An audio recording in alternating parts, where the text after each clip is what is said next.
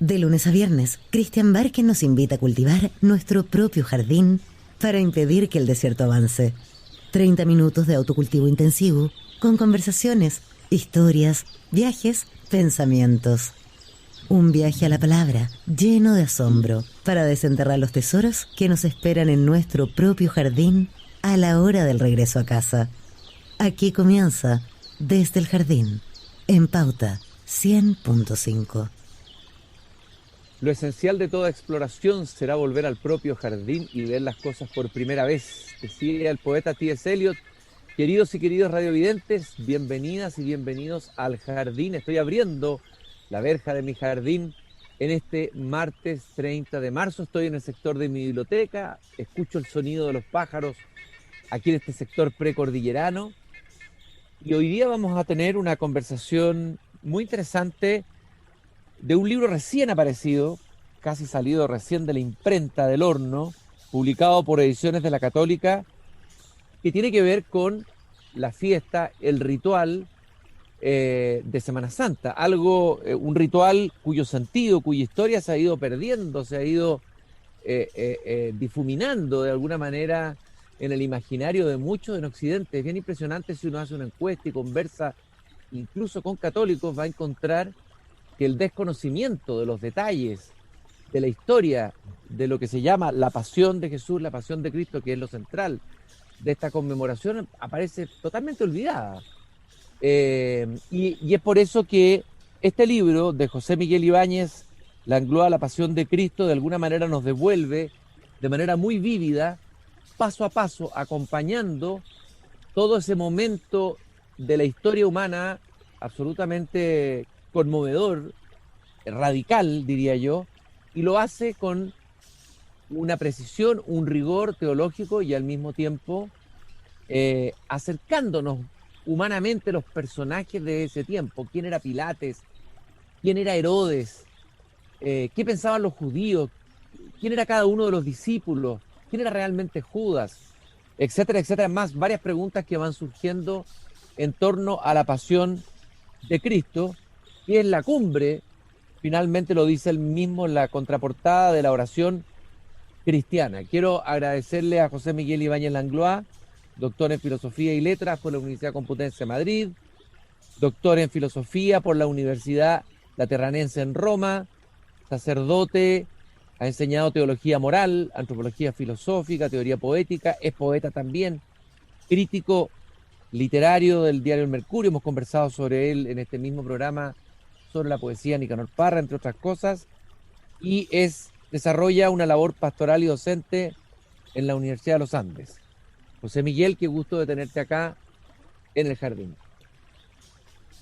El gusto es mío, como siempre, Cristian, como siempre.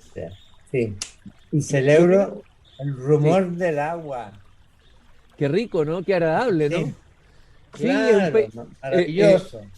es un pequeño regato, como decía Gabriela Mistral, así llamaba los pequeños riachuelos interiores de los jardines y los Sí, huertos. Es un sí, pequeño regato que tengo aquí en mi jardín, ¿eh? El que se escucha qué como, maravilla. como un sonido consolador en este periodo de cuarentena. Bueno, lo primero que quería preguntarte, José Miguel, que coincide la fiesta, digamos, la celebración de Semana Santa, que tiene que ver con la crucifixión, que tiene que ver con el dolor, coincide con un momento difícil en la humanidad en Occidente y un momento difícil también en Chile. Entonces como que se cruza como nunca, bueno, siempre se cruza eso, pero hay distintas circunstancias en el tiempo, pero se cruza como nunca lo que estamos viviendo hoy con el sentido de esta fiesta. No sé si te parece eso, José Miguel. Por supuesto. Estar como estamos en Chile, bueno, en cierto modo en el mundo entero, particularmente aquí ahora, en Santiago de Chile, nos acerca al dolor de Cristo en su pasión. Sí. Y al mismo tiempo el hecho de que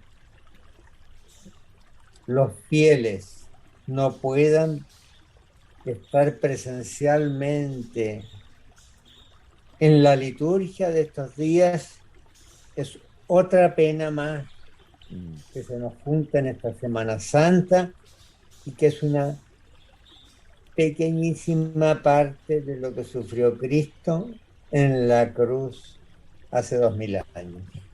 Sí. José Miguel, ha habido un debate justamente sobre la posibilidad de hacer la liturgia, de hacer las misas, un debate en que ha habido distintas opiniones, en que se dice que se le está dando un privilegio a la iglesia por permitírsele hacer esta misa. Bueno, ¿cuál es tu mirada de ese debate? No sé si lo has seguido. Bueno,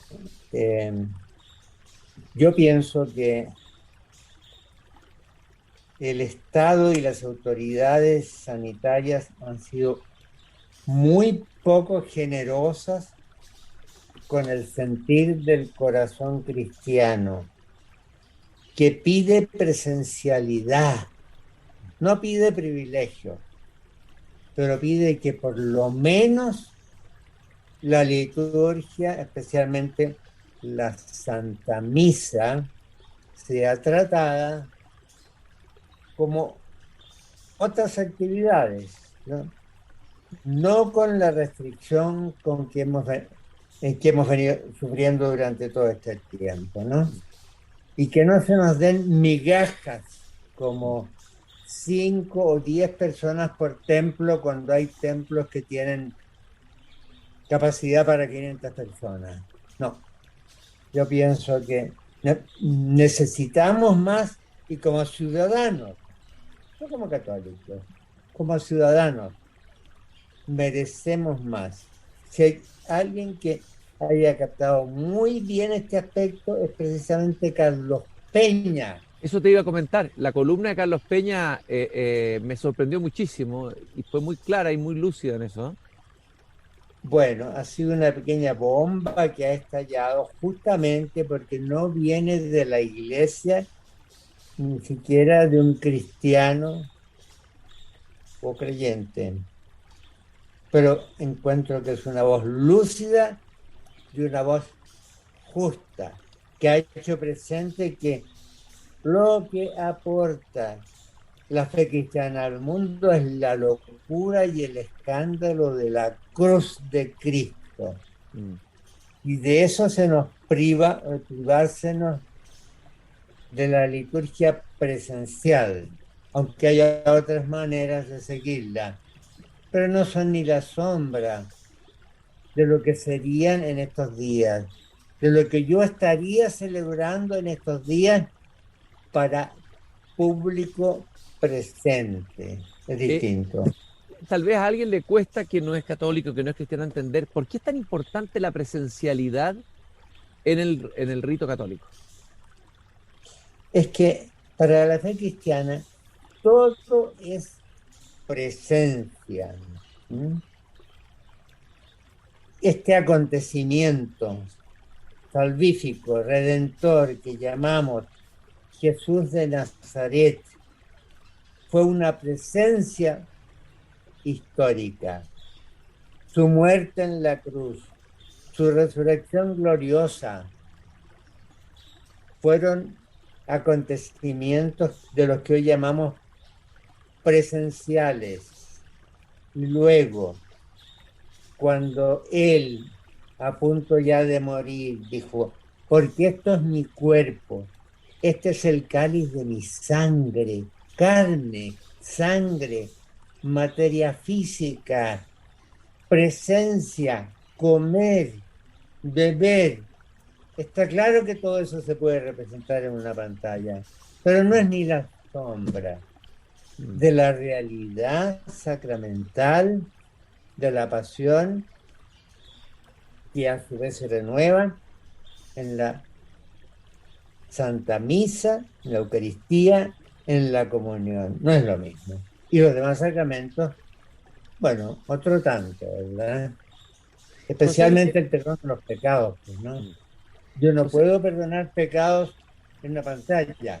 Por Zoom. Debo tener al pecador delante, que se acusa y a quien yo absuelvo en el nombre del Padre y del Hijo y del Espíritu Santo, allí, donde está Él presente. Por eso que duele tanto la situación actual y las excesivas restricciones a las que nos hemos visto sometidos. José Miguel, vamos a ir haciendo un pequeño recorrido por tu libro, que presentaba recién La Pasión de Cristo.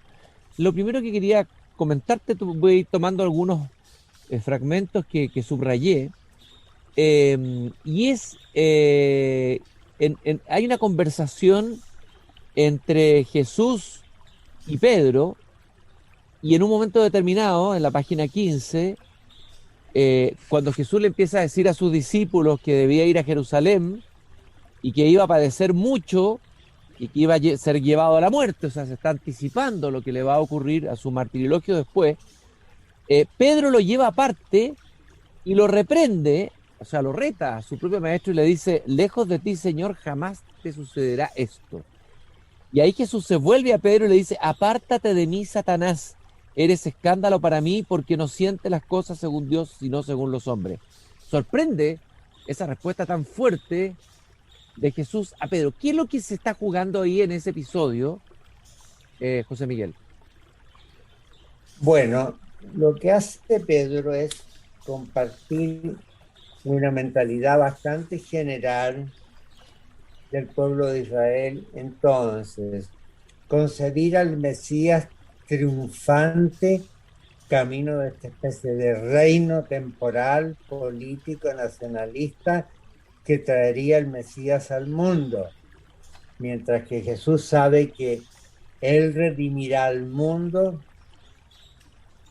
con su sangre en la cruz. Luego, esta intervención de Pedro, en cierto modo, es una tentación. Por eso dice Jesús, apártate de mí. Lo está tentando a realizar su misión como Salvador del mundo por una vía que no sea el dolor. Y no hay otra. Solo la sangre de Cristo en la cruz. Solo su sacrificio, el máximo que se puede imaginar, es el que nos redime de nuestros pecados y no otro. José Miguel, Luego Pedro está haciendo de tentadores. claro, José Miguel, también tú planteas acá que bueno, que en la historia ha habido confusiones, o sea, cuando se desvirtúa la esperanza sobrenatural y el reino de Dios se confunde con un mesianismo terreno, muchas veces político, ¿no? O sea, esa es una tentación que aparece muchas veces en la historia, que apareció A incluso... lo largo de la historia. ¿Ah? Efectivamente, sí, sí. Confundir el reino de Dios. Que Jesús dirá a Pilato que no es de este mundo, aunque también haya comenzado a existir en este mundo, confundirlo con un estado de cosas en la tierra. Llámese cristiandad medieval, llámese teología de la liberación, en fin, ha tomado tantas formas distintas a lo largo de la historia, ¿no? Un reino temporal en vez del reino salvífico de Cristo por su sangre en la cruz, que no es de este mundo, dirá Jesús a Pilato, ¿verdad? Ahora, tampoco significa que esté en el limbo ese reino, no, es el reino de los cielos que ha comenzado y que comienza precisamente en la persona de Cristo, al pie de la cruz de Cristo y esencialmente en su resurrección gloriosa. Y desde allí empieza a expandirse por toda la tierra en la medida en que ese reino se realiza en cada uno de nosotros, puesto que reino de Dios significa la soberanía divina sobre nuestros pensamientos, sobre nuestros corazones, sobre nuestras esperanzas, sobre nuestras ambiciones, sobre todo lo que somos y tenemos en este mundo. Eso es lo que no puede perderse nunca de vista. Hay algo que tú planteas en el libro que es interesante y es que uno tiene que colocarse en el lugar de los judíos Es decir, que para ellos, inmersos en su concepción, o la concepción que proliferaba sobre todo en el sentido común, de lo que era el Mesías y el advenimiento del Mesías, obviamente que las declaraciones de Jesús eran escandalosas y podrían resultar Completa, incluso agraviantes, ¿no? O claro, sea, hay que colocar el contexto histórico para darse cuenta de que era muy difícil, eh, eh, eh, digamos, que pudiera ser entendido el mensaje de Jesús, el mensaje esencial, por la concepción que tenían ellos del Mesías. claro. Es que para ellos era sumamente difícil. Jesús rompía sus esquemas religiosos, ¿m?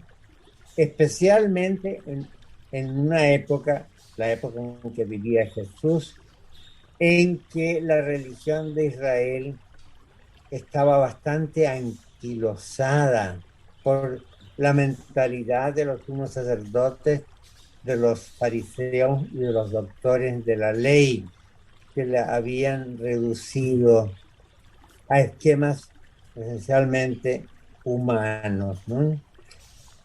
Ahora, ellos la tenían difícil, mucho más que nosotros. Nosotros vivimos del otro lado de los acontecimientos. Nosotros hemos visto morir a Cristo en la cruz. Nosotros hemos sabido que resucitó de entre los muertos. Nosotros hemos sabido que vino después Pentecostés. Nosotros hemos sabido de la historia de la iglesia, con sus luces y con sus sombras. Nosotros la tenemos mucho más fácil que ellos. Por eso que nadie puede ser juez en esta materia, ni reprochar al pueblo de Israel su actitud, ni menos todavía llamarlo con ese adjetivo espantoso que es el de pueblo deicida. Claro. No hay tal. Ellos no tuvieron la menor noción de que aquel que estaban crucificando era el Hijo de Dios, la segunda persona de la Santísima Trinidad. Eso lo sabemos nosotros, con mucho más facilidad que ellos. Uno de los episodios más conmovedores de la historia de la Pasión es la historia, digamos, el episodio del el Monte de los Olivos. Y ahí tú en el libro describes en forma muy realista, cómo los discípulos se empiezan a dar cuenta que el rostro de Jesús empieza a cambiar. Empiezan a ver en su maestro abatimiento, tristeza mortal, angustia, pavor, tedio. Está esa frase tremenda de San Marco: mi alma está triste hasta la muerte, que tú dices que es como decir, me estoy muriendo de tristeza. Y uno podría decir, tú lo dices ahí, que Cristo está como desfondado anímicamente, algo que por supuesto choca a los discípulos.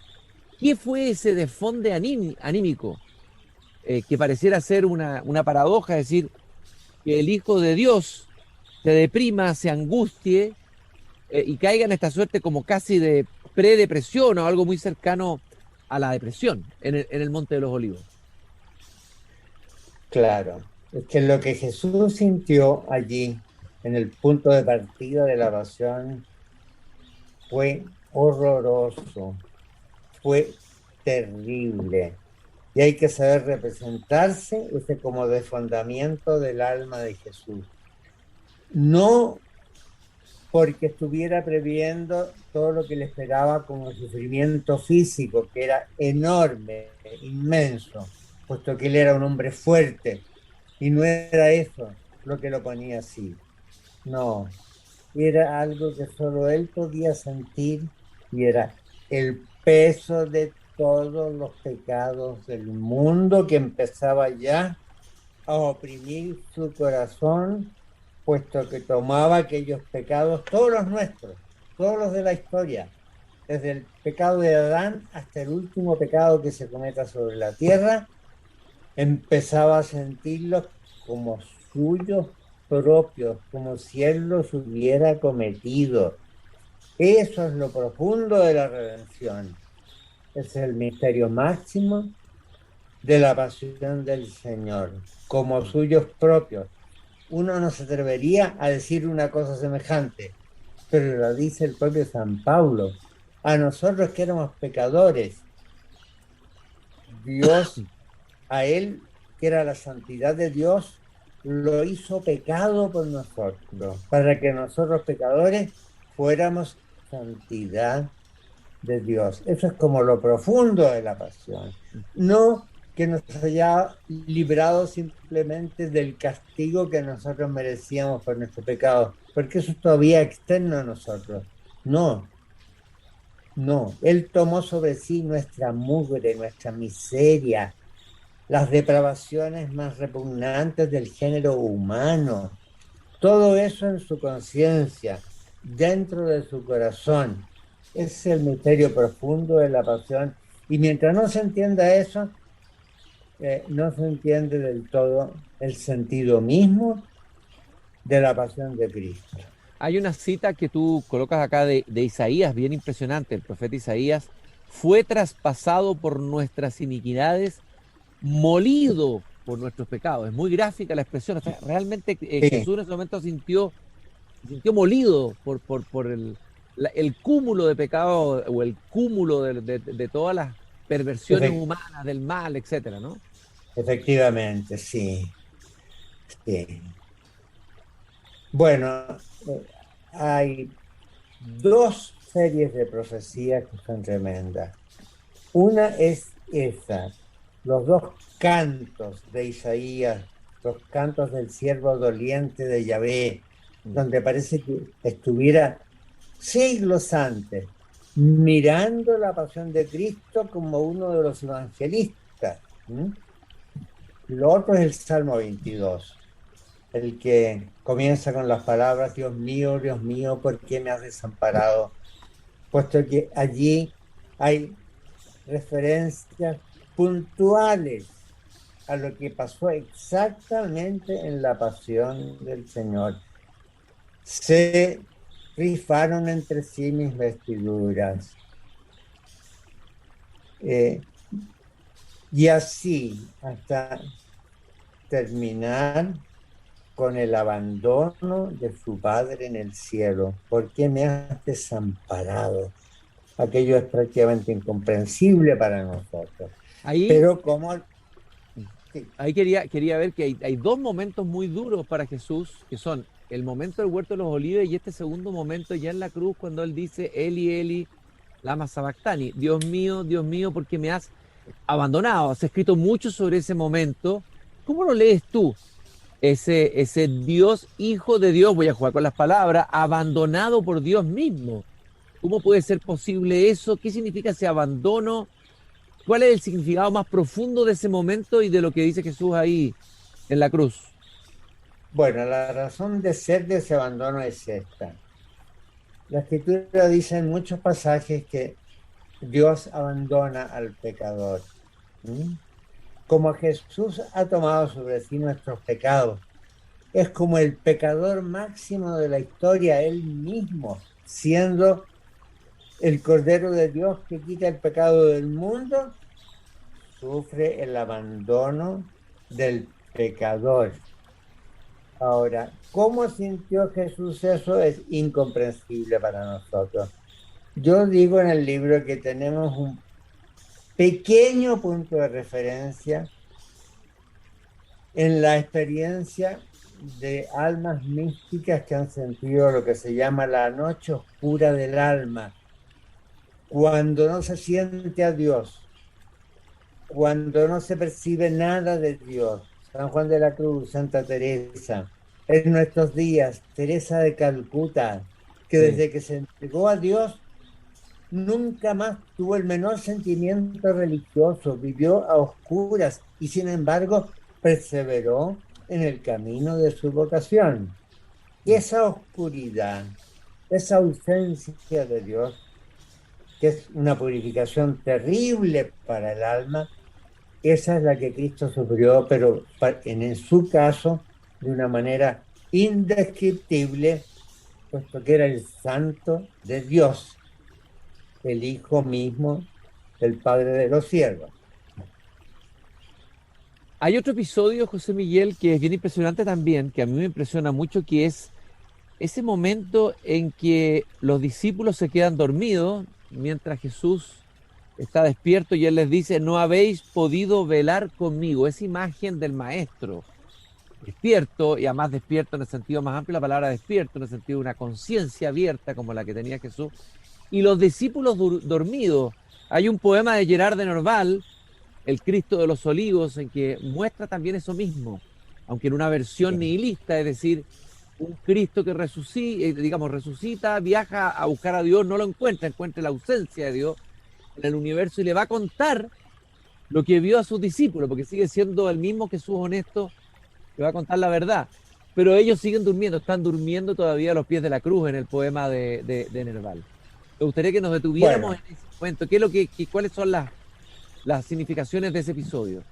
Bueno, la verdad es que la transposición que hace Nerval está lejos del acontecimiento histórico. Sí, claro. En cierto modo está lejos de la base misma de la fe. Pero no importa. Lo que importa es esto. Cristo está en el momento central de su vida, que es el momento central de la historia humana. Y los pobres discípulos, igual que nosotros, los pobres discípulos, adormilados, inconscientes. Y esa palabra que Jesús les dirige a ellos cuando los despierta, especialmente a Simón Pedro, ¿no has podido velar conmigo una hora? Pienso yo que es la que todos nosotros sentimos en nuestras oraciones adormiladas, semiconscientes, distraídas. Cuando tratamos de rezar, que esto nos pasa a todos, tratamos de rezar y no lo conseguimos porque estamos como dormidos en este sueño de la vida del que Jesús nos tiene que venir a despertar con dolor, porque necesitaba compañía humana. Necesitaba tan poco, un gesto de Pedro, otro de Juan, porque estaba completamente solo y no tuvo ni siquiera eso, porque estaban como durmiendo sus propios apóstoles. Es duro esto para el corazón de Cristo, sí, pero eso vuelve a pasar en cada uno de nosotros cuando no sabemos o no podemos orar y nos adormecemos en vez de tener conciencia de aquello que estamos contemplando, en este caso a Jesús mismo que está entrando en la pasión, que quiere decir en la redención del mundo, en la salvación de nuestros pecados. Efectivamente. Estoy conversando con José Miguel Ibáñez Langlois sobre su libro, su estupendo libro La Pasión de Cristo. Estamos siguiendo cada uno de los episodios. Lamentablemente el tiempo nos pisa los talones, pero dan ganas de seguir conversando. Me gustaría invitarte a tener un segundo programa antes de Semana Santa, José Miguel, para preguntarte sobre otro de los episodios, pero no quiero abusar de ti. ¿Ah? Bueno, muy agradecido, Cristian. Pero antes encantado encantado de... No, me estabas diciendo tú encantado de algo. No, encantado de haber conversado contigo y cuando quieras reanudamos esta conversación. Pero es que yo creo que este libro da para una conversación mucho más larga, así que vamos a tener que tener otra conversación sobre el libro. Pero antes quiero, a ver, todo el episodio, todos los capítulos donde tú te detienes en Pilatos, que a mí me dio varias luces, un personaje que uno lo juzgaba desde bastante lejos, pero va descubriendo varios matices, sombras, luces de este personaje, su interioridad, bueno, hasta la mujer, Herodes, todo lo que pasa ahí en ese juicio, que es realmente muy interesante desde todo punto de vista, incluso para alguien que sea un analista, un filósofo del derecho, que quiera meterse en un tema de derecho y literatura, esos episodios son fascinantes y llenos de dimensiones. Pero quiero brevemente, cortito, hablar de la resurrección, porque quiero que me hagan la diferencia, porque los judíos tenían la idea de la resurrección, tenían una concepción de la resurrección, pero que es completamente distinta a la resurrección que aparece con Jesús. Y voy a leer brevemente lo que tú dices en el capítulo El instante de la resurrección. Dices que nadie podría haber presenciado la resurrección en el acto y el momento, pues esta no podía ser vista por nadie en absoluto, está más allá de toda experiencia humana. La resurrección es un golpe de eternidad en medio de la temporalidad, es una explosión de gloria en medio de este valle de lágrimas, es un estallido del reino de Dios. ¿Qué es? Así te voy a preguntar yo como Pilato a Jesús, ¿qué es la verdad? ¿Qué es la resurrección? En pocas palabras, José Miguel. A ver, los judíos, o por lo menos una parte importante de ellos, esperaban la resurrección al final de los tiempos. Lo que nunca pudo caber en una mente judía es que la resurrección se produjera en la temporalidad nuestra, que en este mundo caduco, pasajero, donde todo transcurre y pasa, irrumpiera el instante eterno, el instante que no pasa, el instante de la eternidad en la persona de Cristo resucitado. Por eso está allí el núcleo de nuestra fe. Por eso puede decir San Pablo: si Cristo no resucitó, vana es nuestra fe, somos los más miserables de todos los hombres. Porque allí es donde se funda la fe, los sacramentos, la vida cristiana, el ser cristiano en su totalidad. La resurrección. La pasión transcurre hacia la resurrección. El punto de llegada es Cristo resucitado, es decir, esta irrupción de la gloria eterna en un momento del tiempo que se produjo entonces y que se sigue produciendo en cada uno de nosotros a través de los sacramentos. Bueno, esencial. Eso no, muy bien resumido, es uno de los misterios más potentes del cristianismo, del mensaje cristiano, que, bueno, hay que seguir ahondando y seguir contemplando, acompañando. Te quiero agradecer muchísimo, José Miguel, este tiempo que te has dado para compartir con nosotros en vísperas de Semana Santa y comentar tu libro La Pasión de Cristo, pero te voy a tener que invitar de nuevo, te voy a tener que seguir sacando el jugo porque quedaron muchos episodios y temas que tengo anotados aquí. Con mucho gusto, Cristian. Cuando quieras. El gusto es mío, por lo menos, ya que no puedo celebrar los oficios de Semana Santa presencialmente, por lo menos me has dado un espacio donde poder decir algo sobre la pasión, muerte y resurrección de Cristo. Y por eso te lo agradezco tanto. Muchas gracias, José Miguel. Te mando un abrazo muy grande aquí desde mi jardín. El mío. Con rumor, ¿cómo es la palabra de la Gabriela Mistral? El regato, con el ruido del agua. El regato. Con rumor de agua. De regato. El mío. Muchas gracias, Cristian. Gracias a ti, José Miguel. Muchas gracias. Adiós.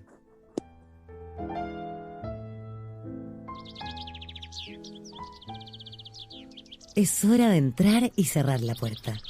Pronto, Christian Barken nos invitará a salir nuevamente al aire libre para cultivar las ideas y las palabras desde el jardín. En Pauta 100.5.